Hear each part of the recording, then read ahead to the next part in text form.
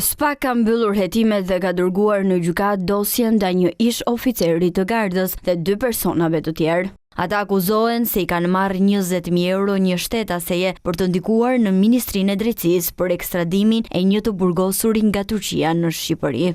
Zef Mali dhe Krishnik Domi kanë premtuar dhe siguruar të pandehurës Jemine Çoku se do të ushtrojnë ndikim të palishëm te funksionar të Ministrisë së Drejtësisë për të ndjekur procedurën e transferimit në Shqipëri të vëllait të saj, shtetasit shqiptar Kujtim Çeliku, i dënuar me burgim në Republikën e Turqisë për të vuajtur pjesën e mbetur të dënimit. Për këtë qëllim, pandehura Jemine Çoku u ka dhënë të pandehurve shumën prej 20.000 eurosh si përfitim të parregullt. Hetimet për këtë procedim penal nisën mbi bazën e akteve që u referuan nga Agjencia e Mbikëqyrjes Policore Tiranë, në kohën kur Zef Mali ka kryer këtë veprim, mbante detyrën e oficerit të shtabit për menaxhimin e forcave në Gardën e Republikës dhe Krishnik Domi ishte një lidhje shoqërore e tij. Gjatë hetimit është evidentuar gjithashtu fakti i fillimit të ndjekjes së procedurës ligjore të transferimit nga ana e Ministrisë së Drejtësisë për shtetasin shqiptar Kujtim Çeliku për të shlyer pjesën e mbetur të dënimit në Shqipëri.